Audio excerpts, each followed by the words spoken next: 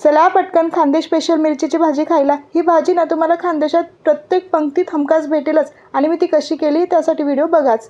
आता इथे ना मी हिरव्या मिरच्या घेतल्या, त्यांना असं मधून कापून असं मध्ये एक चीर देऊन असे 4 तुकडे करून घ्यायचे आणि असं लांब लांबच चिरायचं। आता ही भाजी मला लहानपणी एवढी आवडायची की मी ही खायलाच फक्त पंक्तीत जायची। आता इथे शेंगदाणे छान भाजून घेतले, आता ते मिक्सरच्या भांड्यात टाकणार आहे। त्यानंतर लसूण, जिरेपूड, धनेपूड आणि कोथिंबीर जरा जास्त घ्यायची नाही, बिना पाणी टाकता वाटून घ्यायचं असं। त्यानंतर आता कढईत तेल टाकलं, कढीपत्ता टाकला, त्यानंतर मिरच्या टाकेल, मीठ टाकून हे छान असंच शिजून घ्यायचं, जेणेकरून आपल्या मिरचीच्या भाजीला चव खूप छान येते। अगदी 5 मिनिटं लागतात आणि बघा किती छान शिजून झाल्या होत्या। असं केल्याने ना आपल्या मिरचींचा थोडा तिखटपणाही कमी होतो।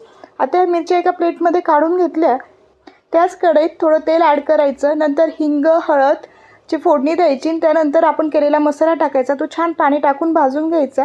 आता असं छान तळण आलं की मग त्यात मिरच्या सोडायच्या, थोडं चवीपुरतं मीठ टाकायचं आणि चांगलं 10-1 मिनिटं शिजवून घ्यायचं।